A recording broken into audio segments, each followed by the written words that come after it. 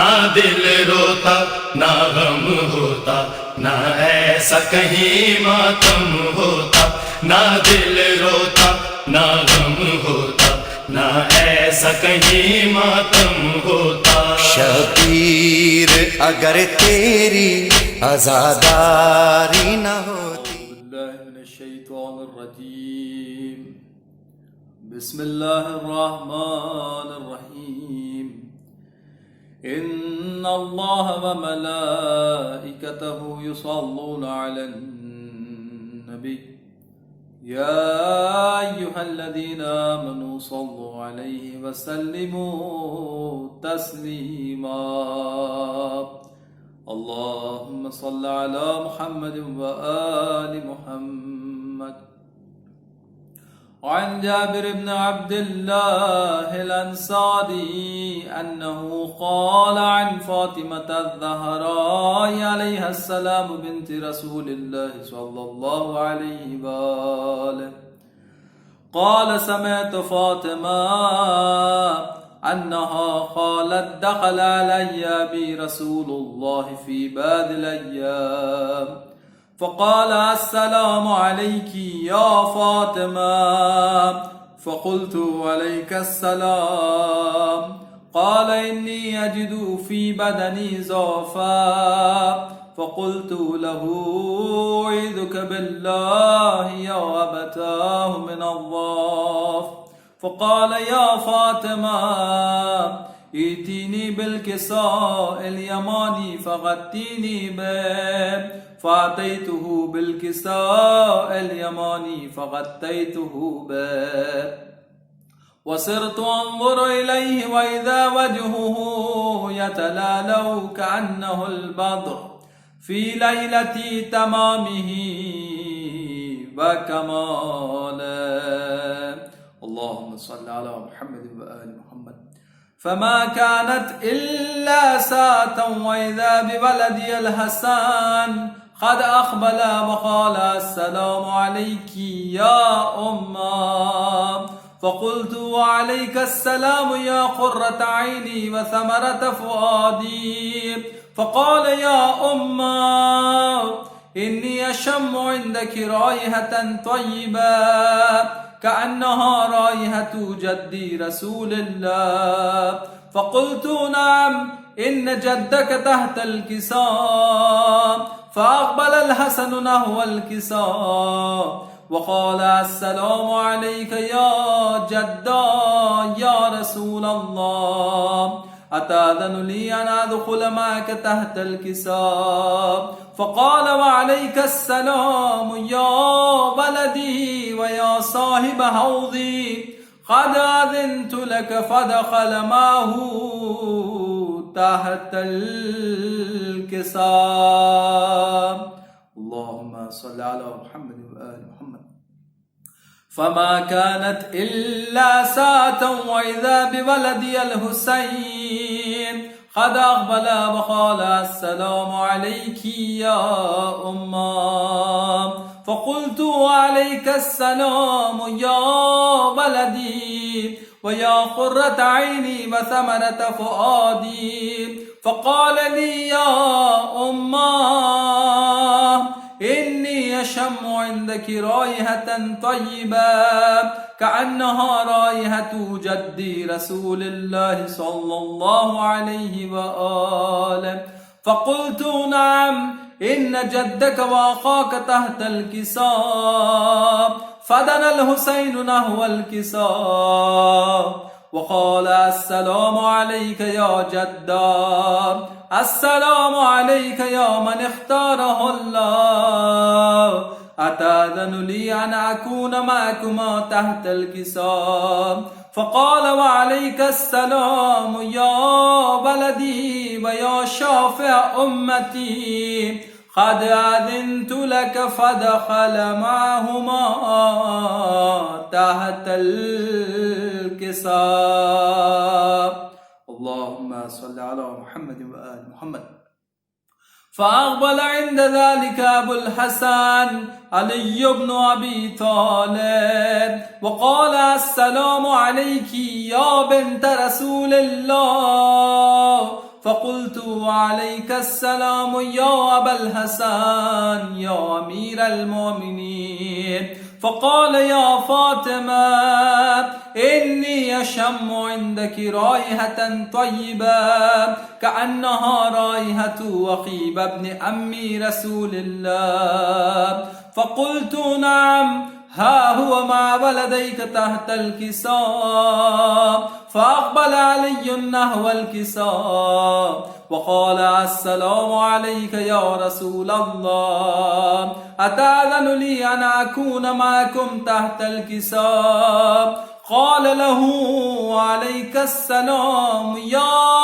أخي ويا وصي وخليفتي وصاحب لوائي، قد أذنت لك. فدخل علي تحت الكساء. اللهم صل على محمد وآل محمد. ثم أتيت نحو الكساء وقلت السلام عليك يا أبتا يا رسول الله، أتأذن لي أن أكون معكم تحت الكساء؟ قال وعليك السلام يا بنتي ويا بزعتي، قد أذنت لك. فدخلت تحت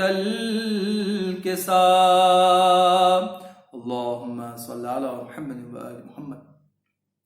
فلما اكتملنا جميعا تحت الكساء أخذ بي رسول الله بطرف الكساء وأومأ بيده اليمنى إلى السماء وقال اللهم إن هؤلاء أهل بيتي وقاستي وحامتي، لحمهم لحمي ودمهم دمي، يؤلمني ما يؤلمهم ويحزنني ما يحزنهم. أنا حرب لمن حاربهم وسلم لمن سالمهم وعدو لمن آداهم ومحب لمن أحبهم. إنهم مني وأنا منهم، فاجعل صلواتك وبركاتك ورحمتك وغفرانك ورضوانك علي وعليهم، واذهب عنهم الرجس وطهرهم تطهيرا. اللهم صل على محمد وآل محمد. فقال الله عز وجل يا ملائكتي ويا سكان سماواتي، إني ما خلقت سماء مبنية ولا أرضا مدهية ولا قمرا منيرا ولا شمسا مضيئة ولا فلكا يدور ولا بحرا يجري ولا فلكا يسري إلا في محبة هؤلاء الخمسة الذين هم تحت الكساء.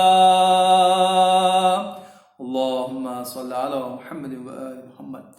فقال الأمين جبرائيل يا رب ومن تحت الكساء؟ فقال عز وجل هم أهل بيت النبوة ومعدن الرسالة، هم فاطمة وأبوها وبالها وبنوها. اللهم صل على محمد وآل محمد. فقال جبرائيل يا رب أتأذن لي أن نهبط إلى الأرض لأكون معهم سادسا؟ فقال الله نعم قد أذنت لك. فحبت الأمين جبرائيل وقال السلام عليك يا رسول الله. العلي الأعلى يقرئك السلام ويخصك بالتحية والإكرام ويقول لك وعزتي وجلالي إني ما خلقت سماء مبنية ولا أرضا مدهية ولا قمرا منيرا ولا شمسا مضيئة ولا فلكا يدور ولا بحرا يجري ولا فلكا يسري إلا لأجلكم ومحبتكم وقد أذن لي أن أدخل معكم فهل تأذن لي يا رسول الله؟ فقال رسول الله وعليك السلام يا أمين وحي الله إنه نعم قد أذنت لك. فدخل جبرائيل معنا تحت الكساء. اللهم صل على محمد وآل محمد. فقال لأبي إن الله قد أوحى إليكم يقول إنما يريد الله ليذهب عنكم الرجس أهل البيت ويطهركم تطهيرا. اللهم صل على محمد وآل محمد. فقال علي لأبي يا رسول الله أخبرني ما لجلوسنا هذا تحت الكساء من الفضل عند الله. فقال النبي والذي بعثني بالحق نبيا واصطفاني بالرسالة نجيا ما ذكر خبرنا هذا في محفل من محافل أهل الأرض وفيه جمع من شيتنا ومحبينا إلا ونزلت عليهم الرحمة وهفت بهم الملائكة واستغفرت لهم ألا أن يتفرقوا. فقال علي إذا والله فذنا وفاذ شيتنا ورب الكعبة. اللهم صل على محمد وآل محمد. فقال النبي ثانيا يا علي والذي بعثني بالحق نبيا واصطفاني بالرسالة نجيا ما ذكر قبرنا هذا في محفل من محافل أهل الأرض وفيه جمع من شيتنا ومحبينا وفيهم محموم إلا وفرج الله هما ولا مغموم إلا وكشف الله غما ولا طالب حاجة إلا وقضى الله حاجته. فقال علي إذا والله فذنا وسعدنا وكذلك شيتنا فاذوا وسعدوا في الدنيا والآخرة. اللهم صل على محمد وآل محمد. بسم الله الرحمن الرحيم. اللهم إني أسألك بحق محمد وأنت المحمود وبحق علي وأنت الأعلى وبحق فاطمة وأنت فاطر السماوات والأرض وبحق الحسن وأنت المحسن وبحق الحسين وأنت خديم الإحسان وبحق الأئمة التسعة الطاهرين من ذرية الحسين عليه السلام. اللهم صل على محمد وآل محمد وعجل فرجه. محمد وآل محمد صلوات. اللهم صل على محمد وآل محمد وعجل فرجهم. اے غریب الوطن یا امام رضا، اے غریب الوطن یا امام رضا، وارث بے کفن یا امام رضا، اے غریب الوطن یا امام رضا، ہر ستم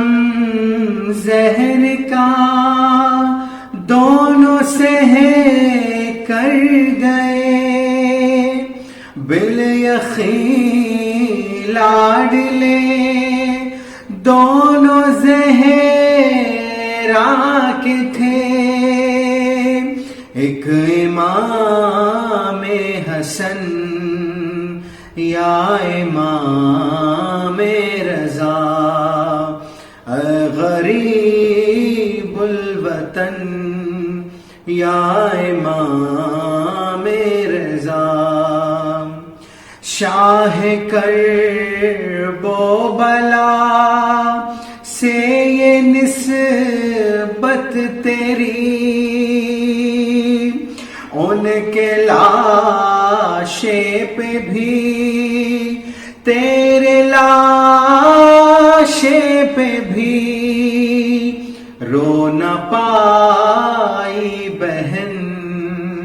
یا امام رضا، اے غریب الوطن یا امام رضا،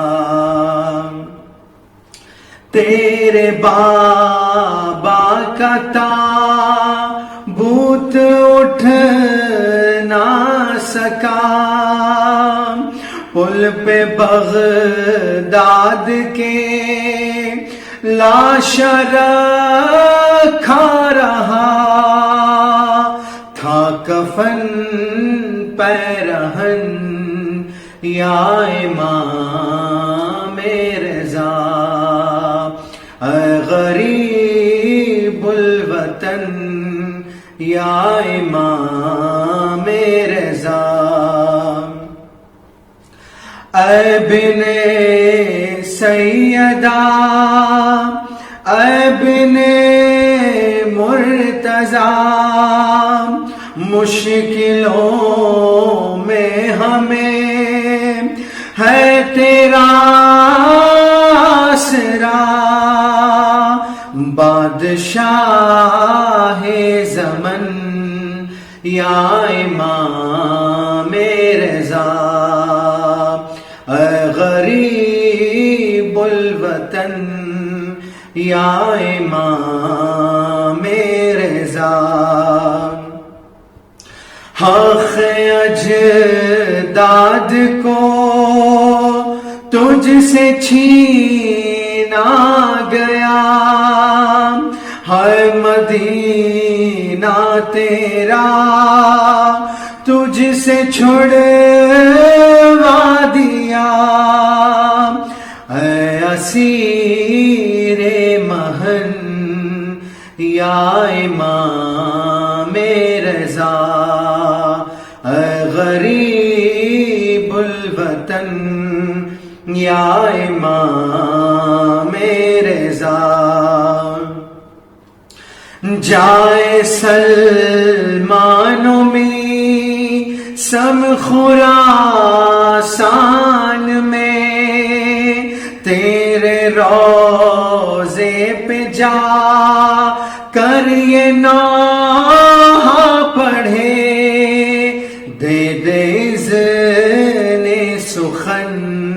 یا امام رضا،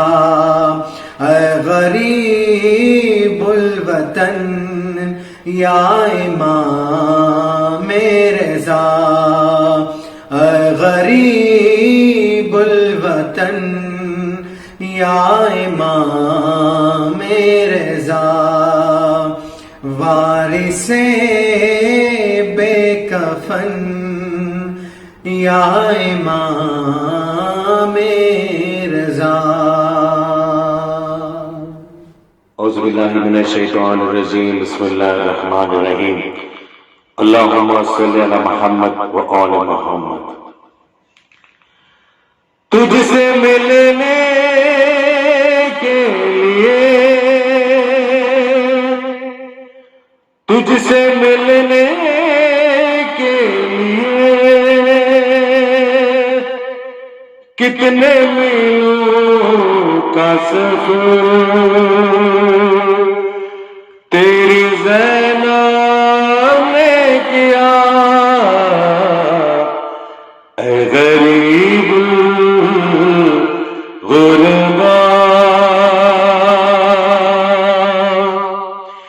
اے میرے بھائی رضا، تجھ پہ ہم شیر فدا،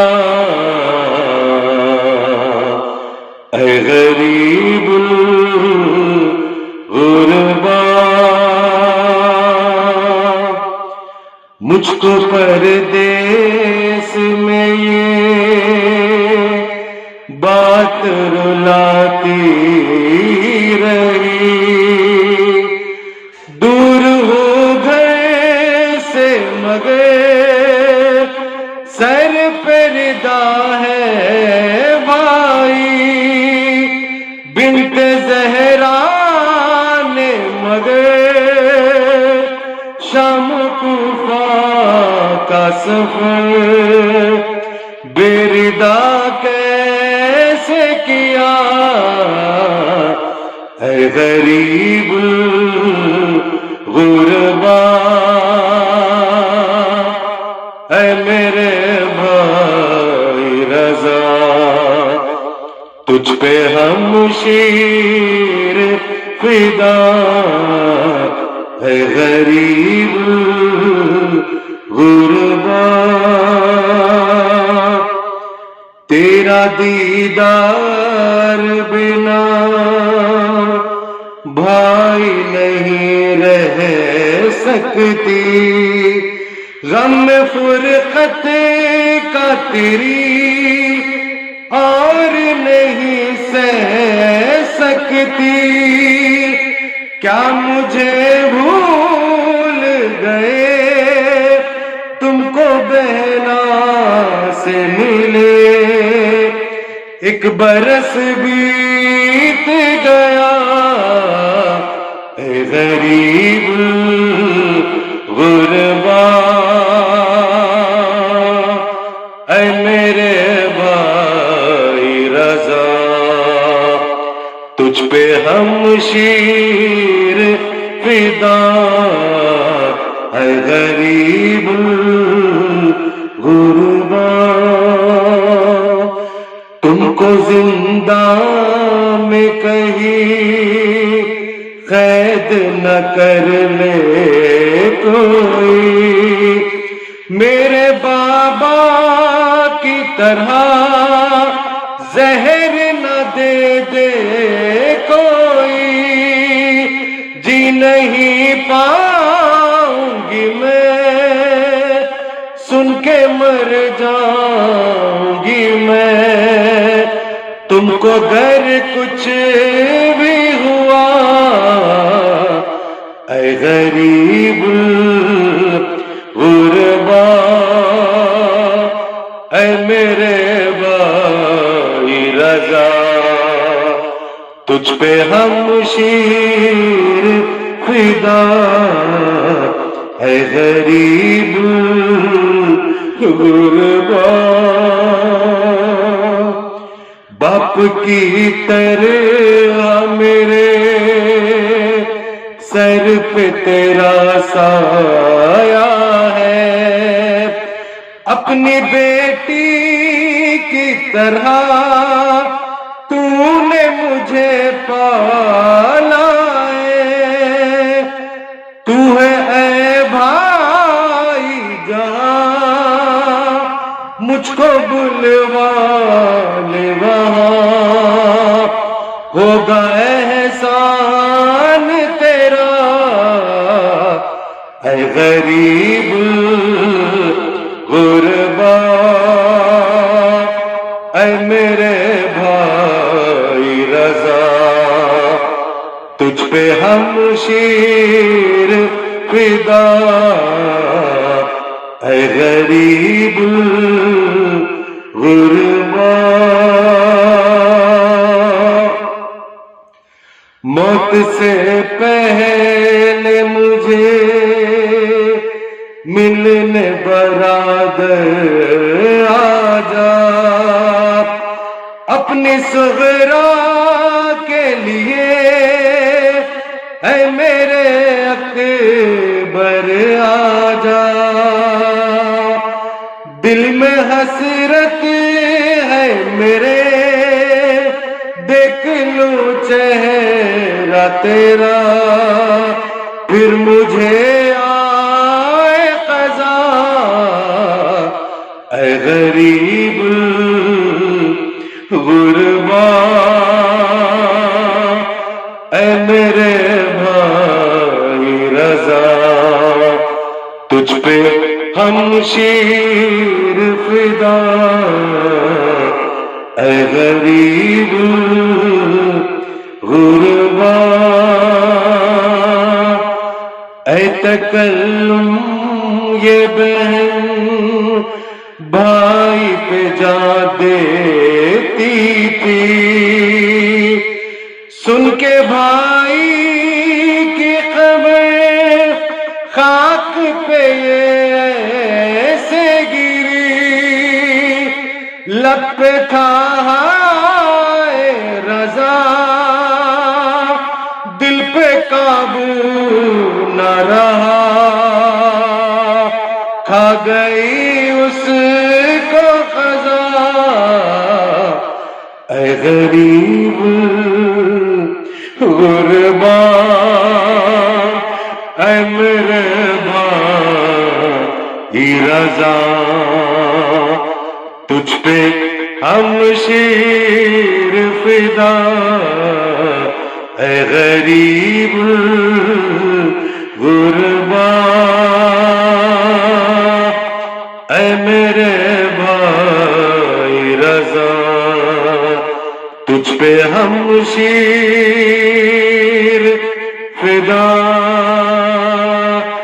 اے میرے بھائی رضا، اے میرے بھائی رضا، اے غریب غربا۔ اللہم صلی علی محمد و آل محمد و آل محمد۔ اللهم صل على محمد وآل محمد وعجل فرجهم۔ مومنو آج پورا سمیع تازہ تھر تھر آتے ہیں فلک عرش زمین و خلا، آتے ہیں آلے ابا خاک اڑاتے باہر، عابدو باخر و جعفر و جناب کاظم، عابدو باخر و جعفر و جناب کاظم، منہ کو سبھی حضرات آنسو سے دھوتے ہیں، جمع میت کے اٹھانے کے لیے ہوتے ہیں، جمع میت کے اٹھانے کے لیے ہوتے ہیں، کیا کیا خیر کی بے جرم خطا کو مارا، دل بھرے فاطمہ و شیر خدا کو مارا، زہر دل واقعی غریب الغربا کو مارا، آج مامون نے مظلوم رضا کو مارا، آج مامون نے مظلوم رضا کو مارا، خاک مل گیا ایک اور گل باغی زہرا، گلو آج پورا سام چراغ زہرا، گلو آج پورا سام چراغ زہرا، اس طرح واقعہ ہے آج کا راوی نے لکھا، ابن ہارون نے حضرت کو جو ہی بلوایا، آئے دربار میں جس وقت امام دوسرا تخت پر اپنے خری شاہ کو بھی بٹھلایا، تخت پر اپنے خری شاہ کو بھی بٹھلایا، پھر کہا شہ سے فرمائی تو پیش کروں، آپ کے واسطے انگور میں لے رکھا ہوں، آپ کے واسطے انگور میں لے رکھا ہوں، کہا مظلوم نے مجھ کو نہیں انگوروں کی چاہ، کس لیے سامنے تشت جو تو نے رکھا، یہ اسرار جو اس نے تو امام زیجا کھا کے انگور کو کہنے لگے انا للہ، کھا کے انگور کو کہنے لگے انا للہ، پوچھا مامون نے کیا بات ہے فرمائیے گا، سر جھکا کر معصوم نے مظلوم ہوا، سر جھکا کر معصوم نے مظلوم ہوا، موت آ گیا چہرے پہ پسینہ یارو،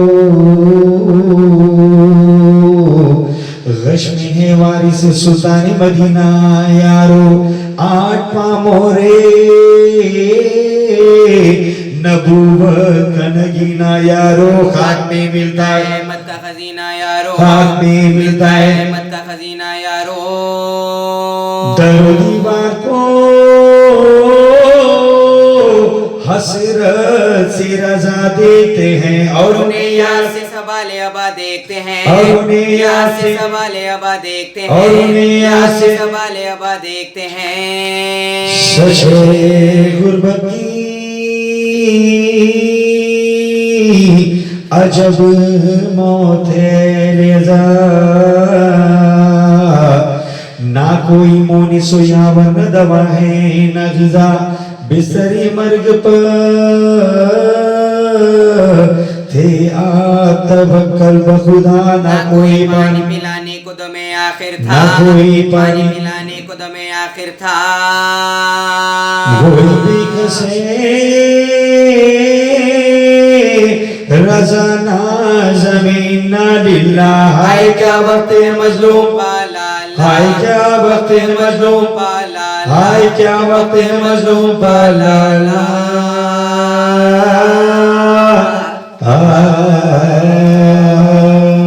اللہم صلی علی محمد فاتحہ بسم اللہ الرحمن الرحیم الحمدللہ رب العالمین الرحمن الرحیم مالک یوم الدین ایاک نعبد و ایاک نستعین اهدنا الصراط المستقیم صراط الذین انعمت علیہم غیر المغضوب علیہم ولا الضالین اعوذ باللہ السمیع العلیم من الشیطان الرجیم بسم اللہ الرحمن الرحیم الحمدللہ رب العالمین والصلاة والسلام علی اشرف الانبیاء والمرسلین خاتم النبیین رحمت للعالمین ابی القاسم محمد وآلہ الطیبین الطاہرین المعصومین المظلومین لا سیما امیر المؤمنین علی بن ابی طالب علیہ الصلاۃ والسلام ولعنۃ اللہ علی اعدائہم اجمعین اما بعد قال حسین بن علی علیہ الصلاۃ والسلام انما خرجت لطلب الاصلاح فی امت جدی صلوات پڑھے محمد و آل محمد۔ سرکار سید الشہداء حضرت امام حسین علیہ الصلاۃ والسلام کا یہ مشہور معروف جملہ ہے جو اکثر ہم مجالس کے طفیل میں سنتے رہتے ہیں، اور ایک مفصل حدیث ہے جسے امام نے بعنوان وصیت اپنے بھائی جناب محمد ابن حنفیہ کے پاس بھیجا تھا جب مکے سے نکلے ہیں۔ جناب محمد ابن حنفیہ بھی امام حسین کے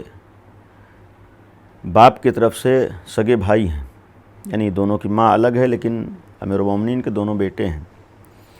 اور مصلحت امام کی وجہ سے جناب محمد ابن حنفیہ کربلا میں شریک نہیں ہوئے، جس طریقے سے جناب زینب کے شوہر جناب عبداللہ کربلا نہیں آئے تھے، یعنی امام نے مصلحت نہیں سمجھی لہذا کربلا میں شریک نہیں کیا ہے۔ مصلحت امام کو امام بہتر سمجھتا ہے، چونکہ یہ میں نے اس لیے جملہ کہ بہت سے افراد اپنی کوتاہیوں کی وجہ سے اور اپنی ذمہ داریوں کو پورا نہ کرنے کی وجہ سے کربلا نہیں پہنچے ہیں، لیکن یہ وہ افراد نہیں تھے کہ جو اپنی کوتاہیوں اور غلطیوں کی وجہ سے یا وظیفے کو انجام نہیں دیا ہے، نہیں، بہرحال مصلحت امام تھی لہذا مدینے میں رکے ہیں، وہ آپ کربلا نہیں آئے۔ اور اپنے اعتبار سے جناب عبداللہ نے بھی امام حسین کو روکنا چاہا تھا اور جناب محمد ابن حنفیہ نے بھی روکنا چاہا تھا، دونوں کو امام حسین نے جواب دیا ہے۔ جناب محمد ابن حنفیہ کے پاس جو خط لکھا تھا، جو آج بہت مشہور ہے، ہم لوگ اکثر سنتے رہتے ہیں، اس خط کا ایک امتیاز یہ بھی ہے کہ آج اتنا زمانہ گزرنے کے بعد جب ہمارے اوپر عزائے امام حسین برپا کرنا اور عزاداری کرنا لازم و ضروری ہے، اس عنوان سے کہ آج ہمارا ایک ایمانی فریضہ ہے کہ ہم امام حسین کو یاد کریں، ایک اسلامی فریضہ ہے، ایک انسانی فریضہ ہے، اس لیے کہ آج امام حسین کے احسانات ہمارے اوپر کم نہیں ہیں۔ اگر حق پہنچا ہے، حتیٰ اگر انسانیت پہنچی ہے تو کربلا میں حسین ابن علی کے صدقے میں ہے۔ اگر ہمارے پاس اسلام پہنچا ہے، پرچم توحید آج اگر بلند ہے تو یہ بھی کربلا کا صدقہ ہے۔ اور اور کربلا کا صدقہ صرف سن 61 ہجری میں نہیں تھا، بلکہ کربلا کے بعد اہل بیت نے اسی لیے عزائے امام حسین کا سلسلہ قائم کیا تاکہ کسی بھی زمانے میں یزیدیت سر نہ اٹھانے پائے، یعنی کفر و شرک و نفاق توحید کے مقابلے پر اپنا سر بلند نہ کر سکے، بلکہ پرچم توحید بلند رہے، عزائے امام حسین ہوتی رہے تاکہ پرچم توحید کی بلندی کا اظہار اور اعلان ہوتا رہے لوگوں کے سامنے، اور کفر و شرک و نفاق یہ نہ سمجھیں کہ ہم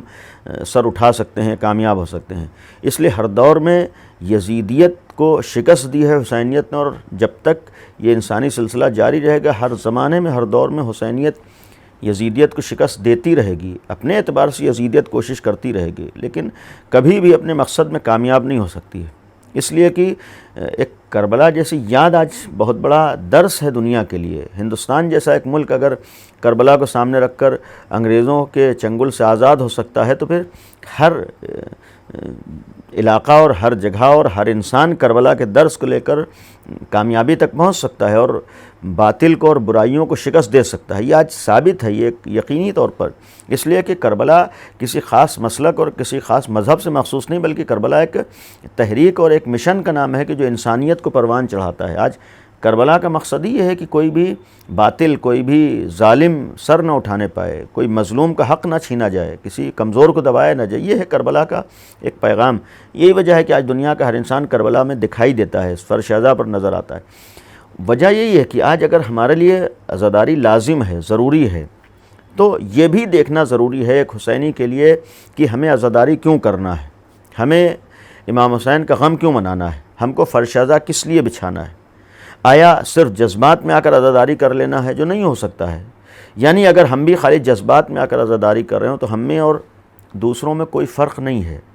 آج دوسرے بھی جذبات میں آتے ہیں اور ہمدردی کی بنیاد پر آتے ہیں، ایک انسانی احساسات کی بنیاد پر آتے ہیں، غم مناتے ہیں اور چلے جاتے ہیں۔ اگر ہم بھی خالی انہی بنیادوں پر عزاداری کر رہے ہوں تو ہمارے اور دوسروں میں کوئی فرق نہیں۔ اصل فرق اس وقت ہوگا کہ ہمیں اپنی ذمہ داریوں کا بھی احساس ہو۔ ہم فرش اعضاء پر حسینی بن کر آتے ہیں، جب حسینی بن کر آتے ہیں تو پھر حسینی بن کے واپس جانا۔ حسینی بن کے واپس جانے کا مطلب یہ ہے کہ یہاں سے یہ ایک پیغام اور ایک میسج لے کر جانا ہے کہ ہم ایک ذمہ دار ہیں اور ہمارے کندھوں پر ذمہ داری ہے۔ ہم نے اپنے کو حسین ابن علی سے وابستہ کیا ہے۔ جب حسین ابن علی سے وابستہ کیا ہے تو آج جس مشن کو حسین ابن علی نے، جس پیغام کو حسین ابن علی نے کربلا میں قربانیاں دے کر بچایا تھا، آج ہمیں نام حسین لے کر اسی مشن کی حفاظت کرنی ہے، اور حفاظت کے لیے سب سے پہلے اس چیز پر عمل کرنا ہے۔ یعنی عزاداری کا ایک بہت بڑا مفہوم ہی یہ ہے کہ ہم اس فرش اعضاء پر آ کر حقیقی معنی میں حسینی بن جائیں، ہم ان اصولوں کے پابند ہو جائیں کہ جس ان اصولوں کو امام حسین نے بچایا تھا، جس راستے کی حفاظت امام حسین نے کی تھی اس راستے پر ہم چلنے لگیں، جس یزید کو امام حسین نے شکست دی تھی، یزید جیسے اپنے مشن میں کامیاب نہ ہونے پائے۔ آج عزاداری کا مفہوم یہ ہے۔ اگر آج کے زمانے میں یزیدیت سر اٹھانا چاہے تو عزاداری کا مطلب ہے کہ ہمارے اندر وہ حوصلہ اور جذبہ ہو کہ ہم اپنے زمانے کی یزیدیت کا بھی مقابلہ کر سکیں۔ یہ ایک بہت بڑا درس ہے، یہ ایک بہت بڑا پیغام ہے، اور آج جب تک ہمارے نگاہوں کے سامنے عزاداری کا مقصد، عزاداری کا مشن، عزاداری کا پیغام اور امام حسین نے کیوں قربانی دی نہ ہو، تب تک ہم حق عزا ادا نہیں کر سکتے ہیں۔ اور اگر حق عزا ادا نہ ہو تو پھر دسیوں سال ہم عزاداری کرنے کے بعد اس کے اثرات کو اپنی زندگی میں نہیں محسوس کر سکتے ہیں۔ ہم اپنی زندگی میں عزاداری کے اثرات کو اس وقت محسوس کر پائیں گے کہ جب ہم عزاداری کے مقصد کو بھی سمجھتے ہوں، ہمیں معلوم ہو کہ امام حسین نے کیوں قربانی پیش کی تھی۔ لہذا اگر امام حسین کی قربانی کے مشن اور مقصد کو دیکھنا ہے تو خود امام حسین اس مقصد کو پہچانوانے کے لیے بہترین ذریعہ ہے، بہترین راستہ ہے۔ یعنی دوسرا اپنے حساب سے بتائے گا، لیکن خود امام حسین نے فرمایا ہے کہ میں نے کیوں قربانی پیش کی۔ یزید کے مقابلے پر امام حسین آئے ہیں اور یہ جملہ فرمایا تھا کہ انی لم اخرج اشرم ولا بطرا ولا ظلم ولا فسادہ، میں ہرگز ظلم ستم و فتنہ و فساد کے لیے نہیں آیا ہوں، بلکہ میرے مقابلے پر جو یزید ہے وہ ظلم و ستم کرنا چاہتا ہے، وہ فتنہ و فساد برپا کرنا چاہتا ہے۔ یعنی امام حسین ایک طرف یہ کہنے کے بعد دنیا کو پیغام دے رہا اور آج کے حسینیوں کو بھی پیغام دے رہا، میرا مقابلہ یزید کے مشن سے ہے، یزید کے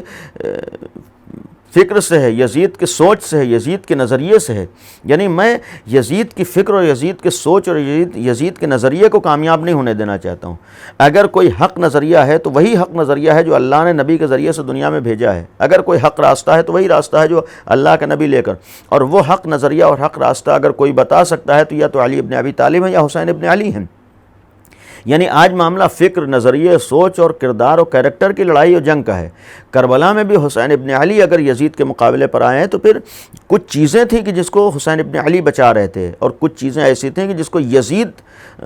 اپنے مقابلے پر آ کر ختم کرنا چاہتا تھا اور دوسری اپنے حساب سے چیزوں کو رائج کرنا چاہتا تھا۔ امام نے خود فرمایا کہ میں ظلم و ستم و فتنہ و فساد کے لیے نہیں آیا ہوں، یعنی میرا مقصد ظلم و ستم کا خاتمہ ہے، فتنہ و فساد کا خاتمہ ہے، برائیوں کا خاتمہ ہے۔ یزید وہ ہے کہ جو ظلم و ستم کرنا چاہتا ہے، یزید وہ ہے جو فتنہ و فساد کرنا چاہتا ہے۔ اس کا ایک مفہوم ہے کہ آج بھی عزاداری دنیا کے کسی بھی گوشے میں ہو رہی ہو، عزاداری کا مقصد ہی ظلم و ستم کا خاتمہ ہے۔ یعنی عزاداری اس لیے ہوتی ہے کہ دنیا سے ظلم ختم ہو جائے، عزاداری اس لیے ہوتی ہے کہ ظالم ظلم نہ کرنے پائے، عزاداری اس لیے ہوتی ہے کہ کہیں کسی پر ظلم ہو رہا ہے تو اس مظلوم کا ساتھ دیا جائے، عزاداری اس لیے ہوتی ہے کہ ہمارے اندر وہ جذبہ پیدا ہو جس کی وجہ سے ہم مظلوم کا ساتھ دے سکیں، عزاداری اس لیے ہوتی ہے کہ دنیا سے برائیوں کا خاتمہ ہو جائے، عزاداری اس لیے ہوتی ہے کہ دنیا سے فتنہ و فساد کا خاتمہ ہو جائے۔ یعنی خود امام حسین بیان کر کے جا رہے ہیں، میں اگر اس لیے قربانی دے رہا ہوں تو میرے بعد اگر میری عزا کا سلسلہ قائم ہوگا تو اس کا بھی مقصد یہی ہوگا کہ دنیا سے برائیاں ختم ہو جائے، دنیا سے فتنہ و فساد ختم ہو جائے، دنیا سے ظلم و ستم ختم ہو جائے۔ یعنی عزاداری در حقیقت ایک ظالم کے خلاف تحریک کا نام کہا جا سکتا ہے، مظلوم کی حمایت ہے، دنیا سے اچھائیوں کا دنیا میں پیغام دینا ہے، برائیوں کو ختم کرنا ہے۔ لہذا پہلا جملہ فرمایا کہ میں ہرگز ظلم و ستم کے لیے نہیں جا رہا ہوں، بلکہ یزید کو پہچانو کہ یہ ظلم و ستم کو عام کر رہا ہے۔ اور سب سے بڑا عالمیہ سن 61 ہجری میں یہ آیا ہے کہ اگر کوئی اپنے چہرے کے اوپر اسلام کی نقاب نہ ڈالے اور وہ ظلم و ستم کر رہا ہو تو یہ اتنا قابل مذمت اور برا نہیں ہے۔ قابل مذمت اور انتہائی برا تو اس وقت ہے کہ ایک ایسا شخص ظلم ستم اور فتنہ و فساد کر رہا ہو جس کے چہرے پر اسلام کی نقاب پڑی ہو۔ حسین ابن علی نے کربلا میں یہ بھی پیغام دیا ہے کہ یزید کا معاملہ یہ بھی پہچاننے کا ہے کہ میں کربلا میں آ کر اس کے چہرے پر پڑی ہوئی ظلم ستم کی نقاب پلٹنا چاہتا ہوں، یعنی اس کے ظلم ستم والے چہرے کو پہچانوانا چاہتا ہوں،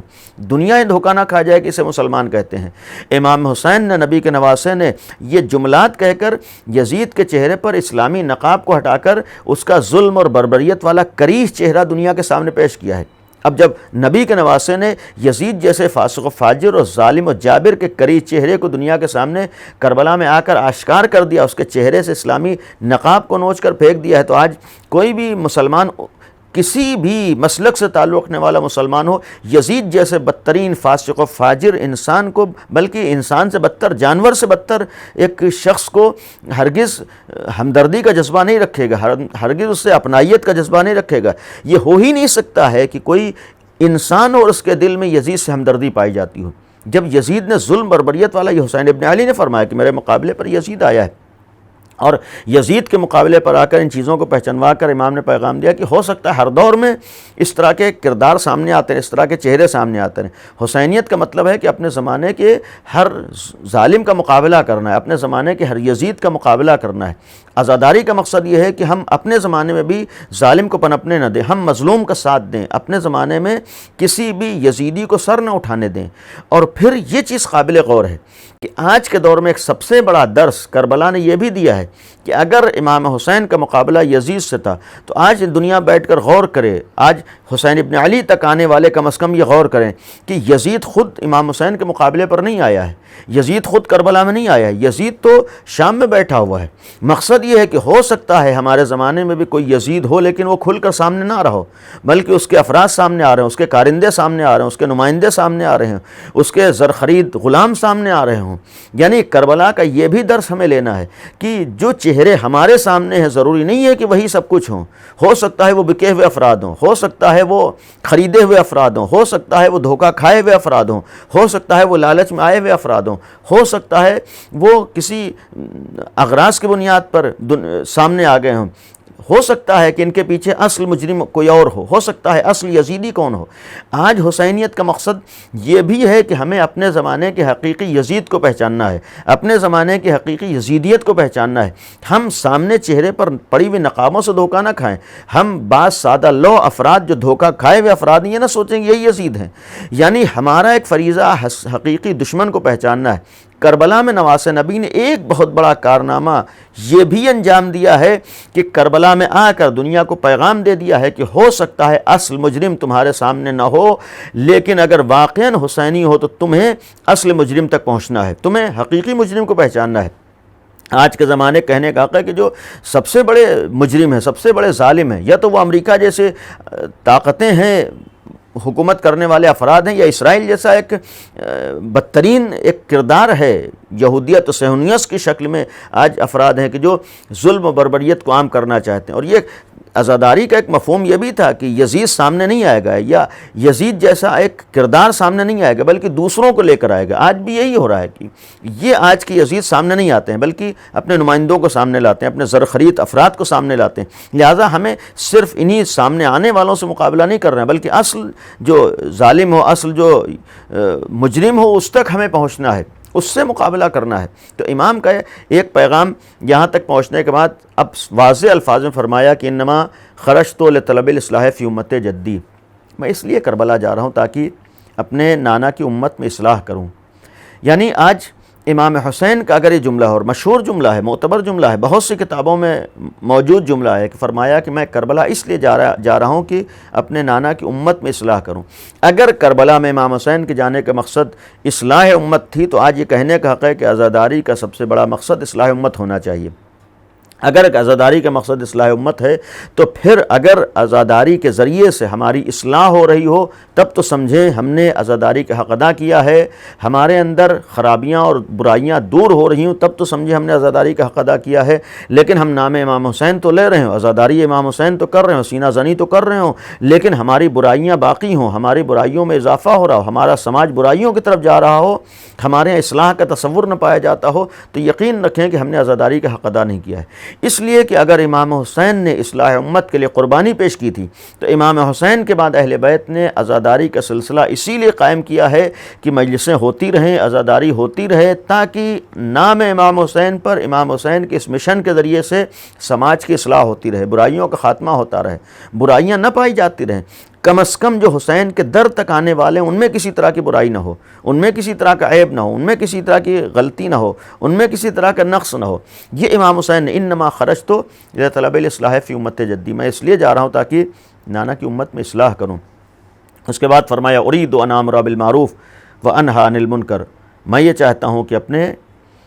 ایک اہم فریضہ جو اسلامی فریضہ ہے امر بالمعروف کروں اور نہی عن المنکر کروں، یعنی یہ میری ذمہ داری ہے، میرا فریضہ ہے جسے میں ادا کر رہا ہوں۔ امر بالمعروف کرنا ہے، نہی عن المنکر کرنا ہے۔ اسیر بسیرت جدی و ابی علی ابن ابی طالب، میرا مقصد اپنے نانا کی سیرت پر عمل کرنا ہے، اپنے بابا کی سیرت پر عمل کرنا ہے۔ کربلا میں اس لیے آیا ہوں تاکہ علی ابن ابی طالب کی سیرت پر عمل کر سکوں، یعنی اگر تم بھی فرش اعضاء تک آئے ہو تو اس لیے آنا ہو کہ علی ابن ابی طالب کی سیرت پر عمل کر سکو۔ اگر عزائے امام حسین پر آنا ہے تو اہل بیت کی سیرت پر عمل کرنے کے لیے آنا ہے،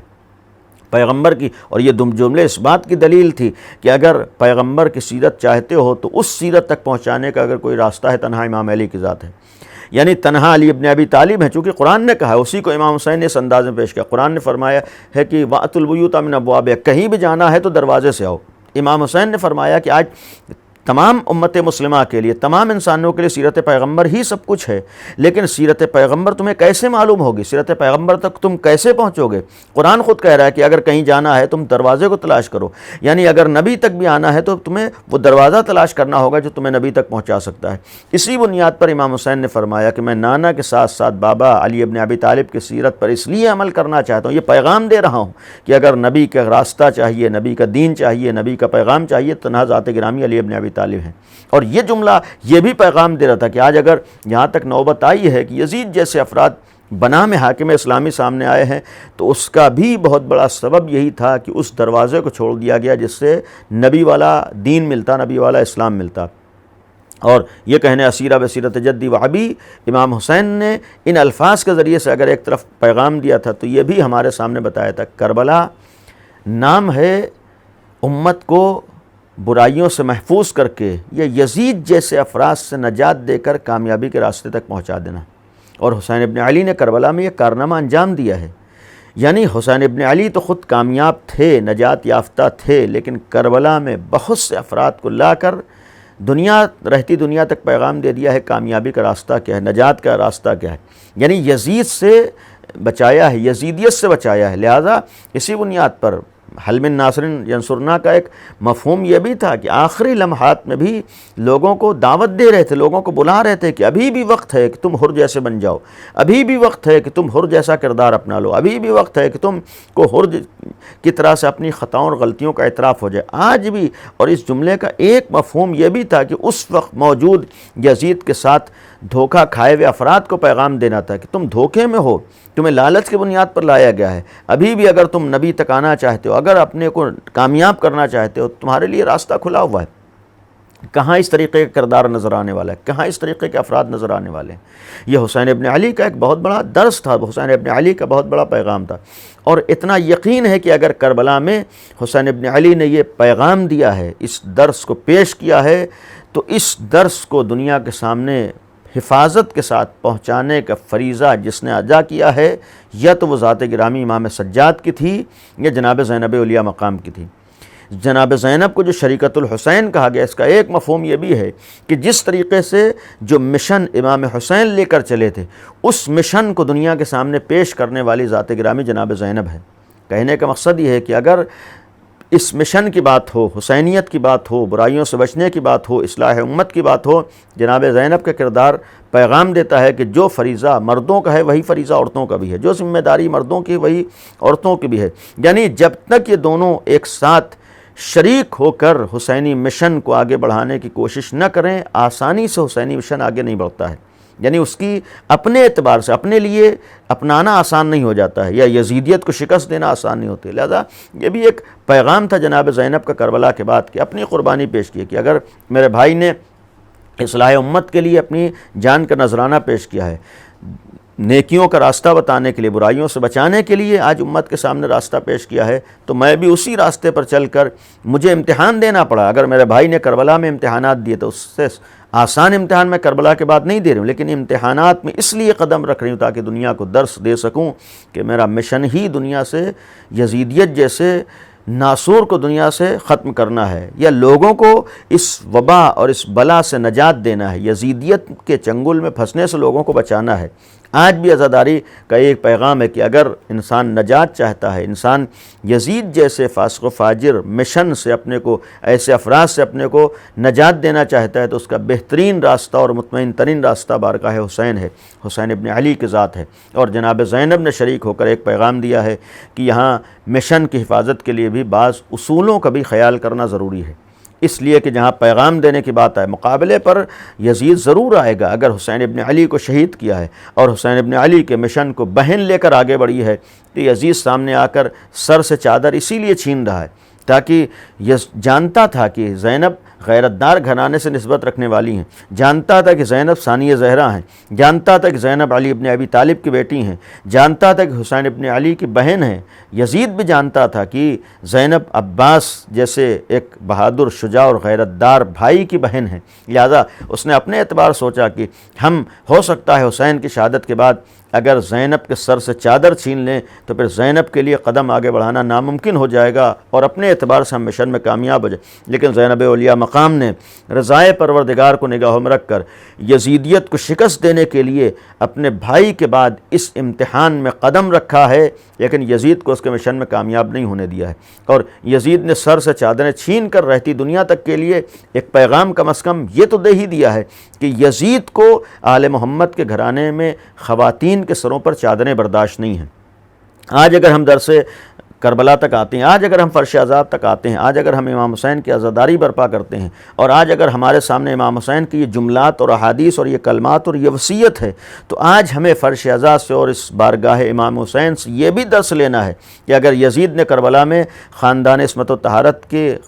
گھر کی خواتین کے سروں سے چادریں چھینی تھیں، تو ہم جب تک اس در سے وابستہ رہیں گے اور یقیناً رہیں گے، ہم یزید کو اس کے مشن میں کامیاب نہیں ہونے دیں گے۔ یعنی یہ نہیں ہو سکتا ہے کہ ہمارے ہوتے ہوئے ہمارے گھر کی خواتین کے سروں پر چادریں نہ ہوں۔ یعنی اگر یزید چاہتا تھا کہ عورتوں کے سروں پر چادریں نہ ہوں، تو ہم حسینی مشن کو اور جناب زینب کے مشن کو آگے بڑھاتے ہوئے اس حجاب و پردے کی حفاظت کریں گے۔ آج اتنا کہنے کا حق ہے کہ ہر حسینی کا جہاں بہت سے فرائض ہیں، ایک فریضہ یہ بھی ہے کہ اسے حجاب و پردے کی حفاظت کرنا ہے، تاکہ معلوم ہو کہ ہم جناب زینب کے چاہنے والے ہیں، تاکہ معلوم ہو کہ ہم حسین ابن علی کے پیروکار ہیں، تاکہ یہ معلوم ہو کہ ہم یزید کو اس کے مشن میں کامیاب نہیں ہونے دینا چاہتے ہیں۔ آج معلوم ہو کہ ہم حسینی کا مطلب ہے کہ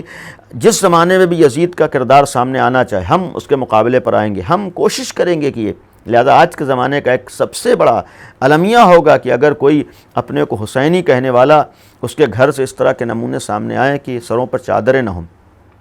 آج جناب زینب کا نام اگر زینب اس لیے ہے کہ ایسا کردار اپنایا ہے، ایسا عمل اپنایا ہے، ایسی سیرت اپنائی ہے، وہ کام کیا ہے کہ امام علی کے لیے باعث زینت بنی ہے۔ زینب کا مطلب ہی باپ کے لیے زینت، یعنی جناب زینب نے پیغام دیا کہ واقعاً اگر کنیز جناب زینب بننا ہے تو اس وقت تک کنیز جناب زینب نہیں بن سکتی ہو جب تک وہ کام نہ کرو کہ جس کی وجہ سے اپنے لیے دین کے لیے باعث زینت بنو، اور اگر دین کے لیے کوئی باعث زینت ہو سکتا ہے اسی وقت ہو سکتا ہے کہ جب حجاب و پردے کی حفاظت کر رہا ہو، یعنی بے حجابی و بے پردگی کے ذریعے سے دین کی ذلت و رسوائی تو کروا سکتی ہے خاتون، لیکن دین کے لیے باعث زینت نہیں بن سکتی ہے۔ آج یہ ایک بہت اہم اس زمانے کا پیغام بھی ہے اور درس بھی ہے، اور ہمیں بارگاہ امام حسین تک آنے کے بعد یہ درس لے کر جانا ہے کہ ہم حسینی ہیں، ہم زینبی ہیں، ہمارے سامنے سیرت اہل بیت ہے۔ جب سیرت اہل بیت ہے تو یہ ہو ہی نہیں سکتا ہے کہ ہمارے گھروں سے بے پردگی کے نمونے سامنے، اور یہ بھی عرض کر دوں کہ جہاں تک یہ بات آئی ہے کہ آج جناب زینب کا کردار تھا،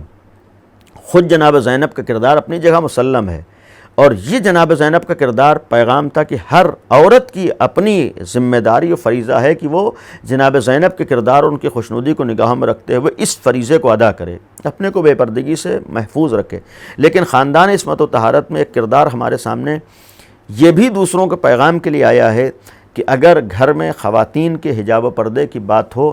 تو ایک مرد کی بھی حیا اور غیرت کا تقاضا یہ ہے کہ وہ اپنے گھر کی خواتین اور اب ناموس کے حجاب و پردے کی حفاظت کرے۔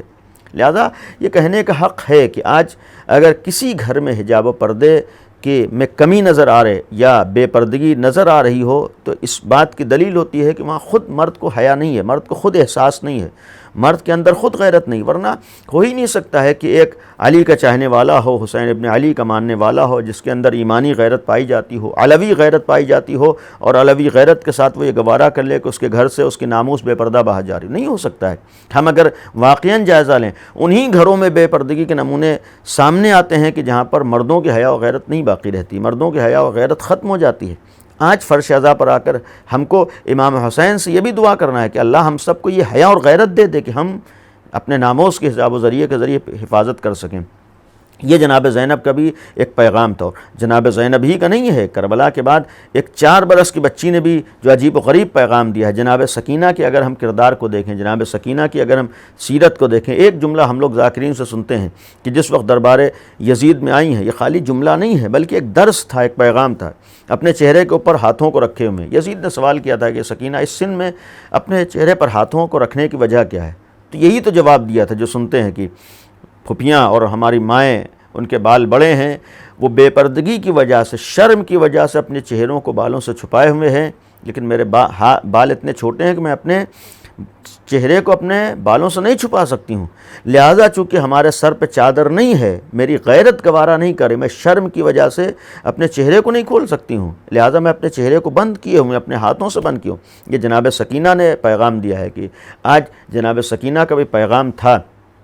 کہ ہمیں بھی حیا اور غیرت کا مظاہرہ کرنا ہے، اور یہ جملہ ہم لوگ ایک پہلو کی نگاہوں میں رکھ کر سنتے ہیں کہ جناب سکینہ کا نام سکینہ اس لیے تھا کہ امام حسین کے لیے سکون کا سبب تھیں۔ سکون کا سبب صرف سینے پہ سو جانے کی وجہ سے نہیں تھیں، بلکہ یہ کہنے کا حق ہے کہ سکون کا سبب جناب سکینہ کا عمل بھی تھا، جناب سکینہ کا کردار بھی تھا، جناب سکینہ کی سیرت بھی تھی، یعنی اس کم سنی میں جناب سکینہ وہ عمل انجام دیتی تھی، وہ طریقہ اپنا رہی تھیں، اس انداز سے چل رہی تھی، وہ سیرت و کردار اس 4 برس کے سن میں بھی تھا کہ امام حسین کے لیے باعث سکون تھیں۔ امام حسین ان کو دیکھ کر سکون حاصل کرتے تھے۔ یہ جناب سکینہ کے اس کمسنی میں سکینہ بن جانا پیغام ہے کہ واقعاً اگر حسین ابن علی کے چاہنے والے ہو تو ایسے کام کرو جس سے حسین ابن علی کو سکون ہو، ایسا کوئی عمل نہ ہو کہ جس کی وجہ سے حسین ابن علی کو تکلیف ہو۔ آج اگر ہم جناب سکینہ کا تذکرہ کرتے ہیں، آج اگر ہم جناب سکینہ کی یاد بناتے ہیں، آج اگر ہم جناب سکینہ کا نام لیتے ہیں، تو آج ہمارا فریضہ یہ بھی ہے کہ اس یاد اور پیغام کے ساتھ ساتھ جناب سکینہ کے اس کردار کو میں نگاہوں میں رکھیں کہ ہمیں اپنے امام کے لیے باعث سکون بننا ہے، اور باعث سکون بننے کے لیے جب تک ہمارا وہ کردار اور عمل نہ ہو کہ جو ہمارے امام کو خوش کر رہا ہو، اس وقت تک ہم باعث سکون نہیں بن سکتے ہیں۔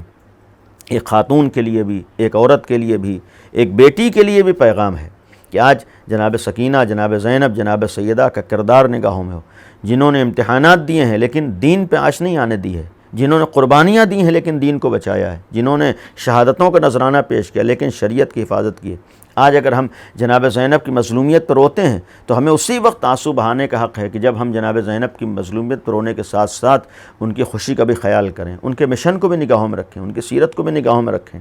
آج واقعاً ایک پیغام ہے، آج ہمارے لیے درس ہے جناب زینب کی کردار، جناب سکینہ کا کردار۔ کربلا میں امام حسین نے شہادتیں دی تھیں، لیکن ان شہادتوں کے سلسلے میں چوتھے امام کا جملہ منہال سے یہی تو فرمایا تھا کہ اے منہال، یعقوب کا ایک بیٹا گم ہوا تھا، جدائی کی وجہ سے اتنا روئے کہ آنکھیں چلی گئیں، میرے تو 18 یوسف جدا ہوئے، میں جدائی پہ گریہ کر رہا ہوں، 18 یوسف میرے نگاہوں کے سامنے رخصت ہو گئے، اور کس ظلم کے ساتھ، کن مصائب، کس طرح کے مصائب ڈھائے گئے، لہٰذا میں گریہ کر رہا ہوں۔ اور فرمایا، جب منہال نے کہا تھا کہ مولا شہادت تو آپ کے گھر کی میراث ہے،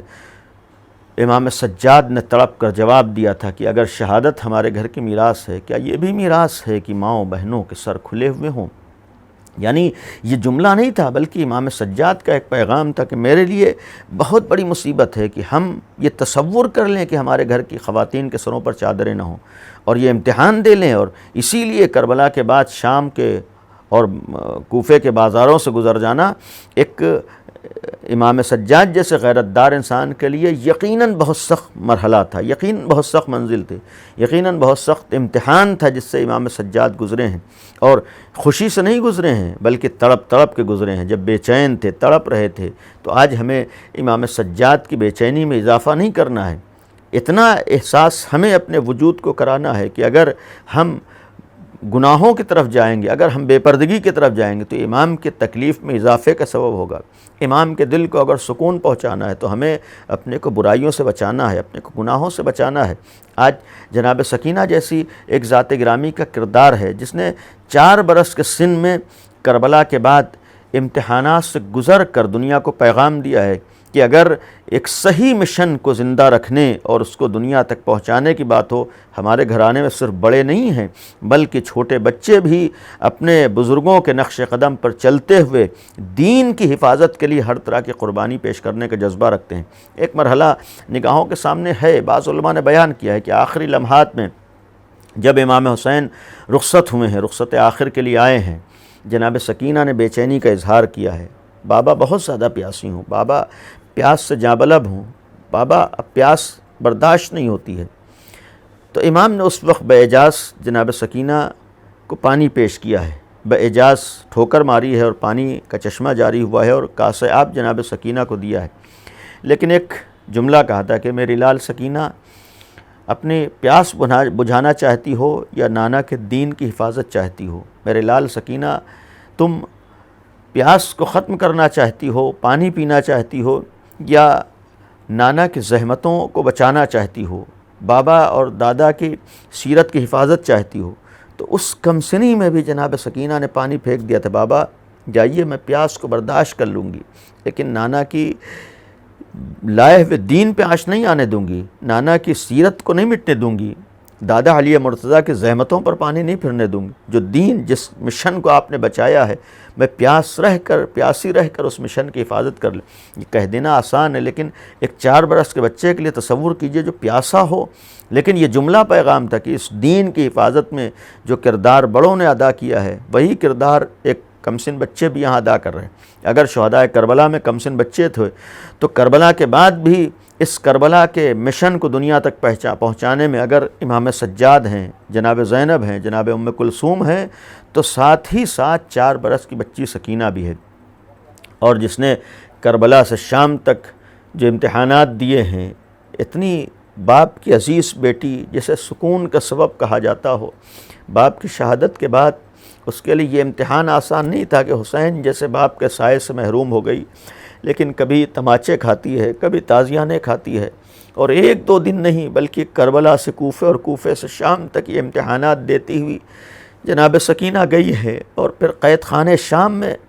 کتنا عرصہ جناب سکینہ رہی ہیں تاریخ نہیں لکھتی ہے، لیکن کم دنوں تک نہیں تھی۔ یہی ایک احساس تھا، بابا پھوپھی اماں ہمیں اپنے وطن جانا کب نصیب ہوگا؟ پھوپھی اماں ہمیں مدینے جانا کب نصیب ہوگا؟ پھوپھی جان ہم کب آزاد ہوں گے؟ ہمیں کب آزادی ملے گی؟ جب صبح کو پرندوں کو جاتے ہوئے دیکھتی تھیں، یہ پھوپھی اماں یہ پرندے کہاں جا رہے ہیں؟ اے بیٹی یہ پرندے اپنے اپنے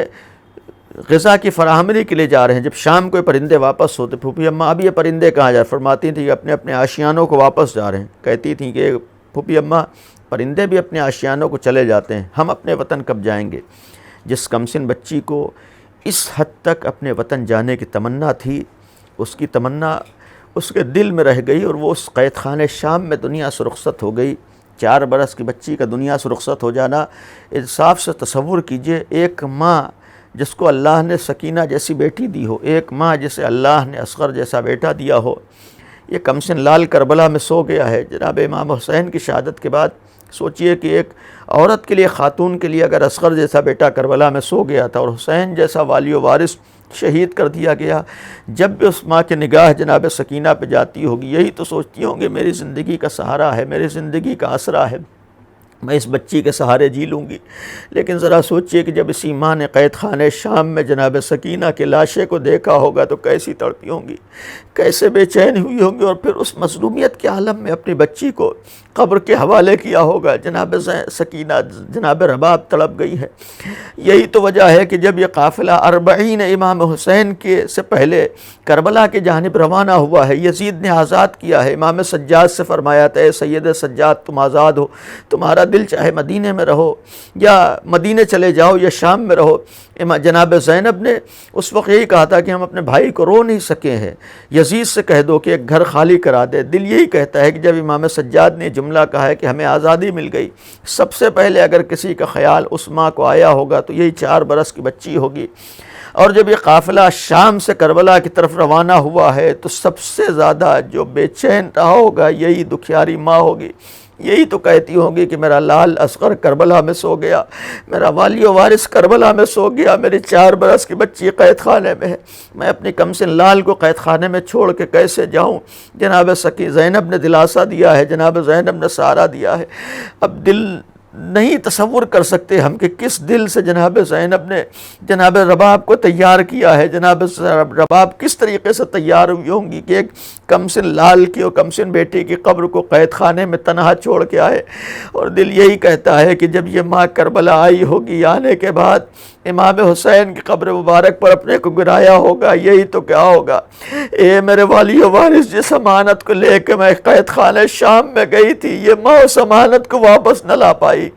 اے میرے والی و وارث تمہاری امانت سکینہ قید خانے میں سو گئی۔ الا لعنت اللہ علی القوم الظالمین، سيعلم الذین ظلموا ای منقلب ینقلبون۔ غربت میں اٹھ رہا ہے جنازہ غریب کا، ارض و سما میں شور ہے برپا غریب کا، غربت میں اٹھ رہا ہے جنازہ غریب کا، ارض و سما میں شور ہے برپا غریب کا، کہتے ہیں سر کو پیٹ کے سب بے کس و غریب، سر سے ہمارے اٹھ گیا سایہ غریب کا، غربت میں اٹھ رہا ہے جنازہ غریب کا، ارض و سما میں شور ہے برپا غریب کا، انگور زہردار اترتے ہی حلق سے، ہائے ہائے ہوا ہے قلب دو پارا غریب کا، غربت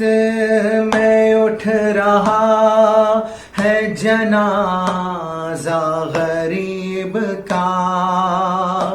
ارض و سما میں شور ہے برپا غریب کا،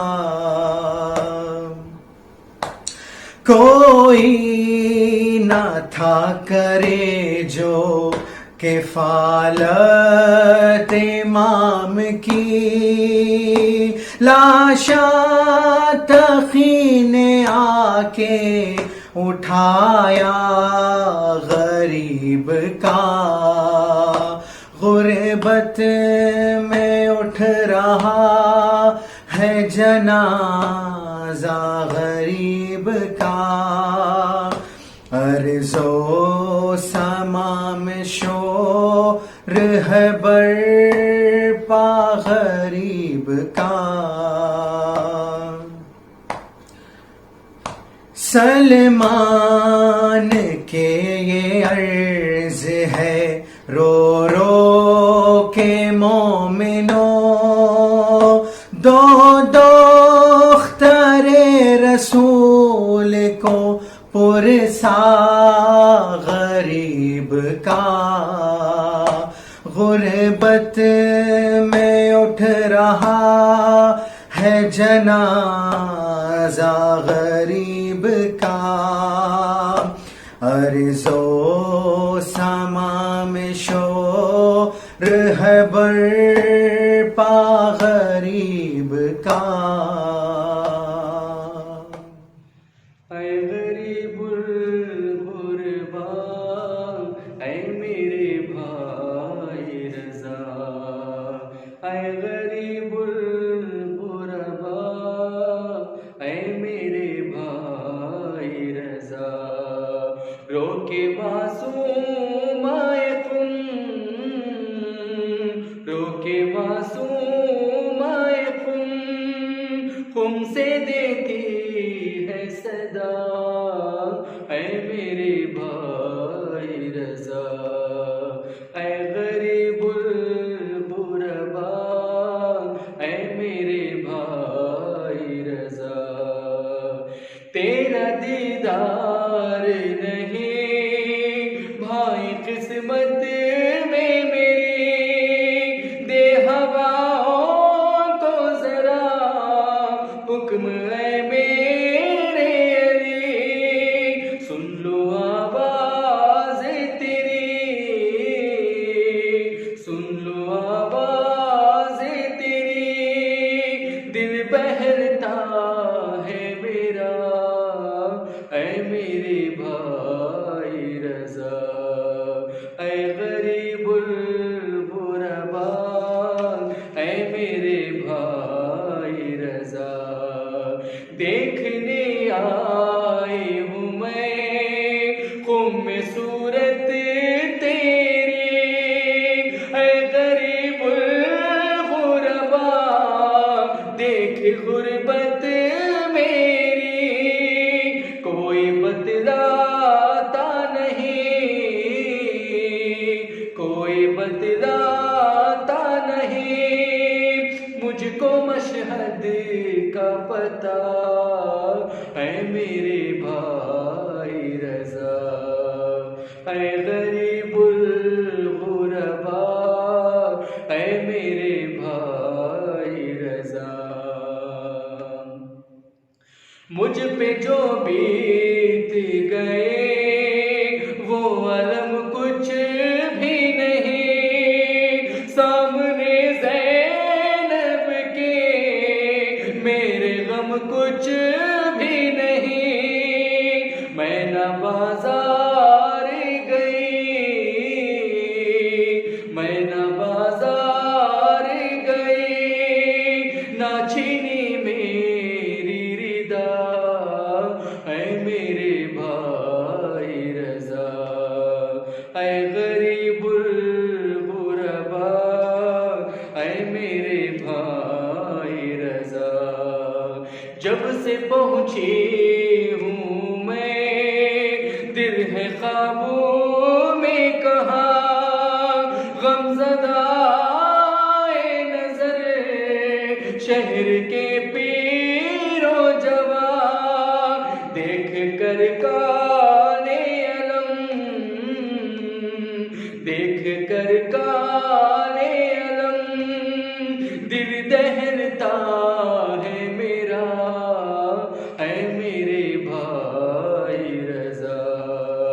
اے غریب الغربا، اے میرے بھائی رضا۔ ہوں یتیمہ لیکن وہ یتیمہ تو نہیں، قید بابا کی قسم میں سکینہ تو نہیں، جس کے گوہر بھی چھینے، جس کے گوہر بھی چھینے، جس کا دامن بھی جلا، اے میرے بھائی رضا، اے غریب الغربا، اے میرے بھائی رضا۔ کس جگہ کانٹے چبھے، کس جگہ تھک کے گرے، پوچھو چھالوں سے ذرا کیسے میلوں میں چلے، زخم پیروں کے تمہیں، زخم پیروں کے تمہیں غم سنائیں گے میرا، اے میرے بھائی رضا، اے غریب الغربا، اے میرے بھائی رضا۔ ساتھ جائے گا میرے یہ غم تنہائی، تم بھی اکبر کی طرح نہیں لوٹے بھائی، روز صغرا کی طرح، روز صغرا کی طرح میں جلاتی ہوں دیا، اے میرے بھائی رضا، اے غریب الغربا، اے میرے بھائی رضا۔ خم سے مشہد جو گیا زائر مولا رضا، اے تکلم وہ یہی لے کے پیغام چلا، راستہ تیری بہن، راستہ تیری بہن ابھی تکتی ہے تیرا، اے میرے بھائی رضا، اے غریب الغربا، اے میرے بھائی رضا، اے میرے بھائی رضا، اے میرے بھائی رضا۔ متوجہ زیارت۔ السلام علیک یا ابا عبداللہ، السلام علیک یا ابن رسول اللہ، السلام علیک وعلا جدک وابیک، السلام علیک وعلا امک واخیک، السلام علیکم ورحمۃ اللہ وبرکاتہ۔ السلام علیک یا مولاي یا غریب الغرباء، السلام علیک یا معین الضعفاء والفقراء، السلام علیک یا اسیر الاعداء، السلام علیک یا شمس الشموس انیس النفوس، غریبا شہیدا مدفونا بعرض توس، السلام علیک یا مغیث الشیۃ والضباب فی یوم الجزاء، السلام علیک یا سلطان العرب والعجاب، السلام علیک یا ابا الحسن علی ابن موسی الرضا، روحی و جسمی لک الفداء یا مولا۔ السلام علیکم ورحمۃ اللہ وبرکاتہ۔ السلام علیک یا مولانا یا صاحب العصر والزمان، السلام علیک یا شریک القرآن، السلام عليك يا خليفة الرحمن، السلام عليك يا إمام الإنس والجان، السلام عليك يا إمام زماننا هذا، أجل الله تعالى فرجك وسهل الله تعالى مخرجك وظهورك وجعلنا من أعوانك وأنصارك وشيعتك. السلام عليكم ورحمة الله وبركاته. اللهم صل على محمد وآل محمد.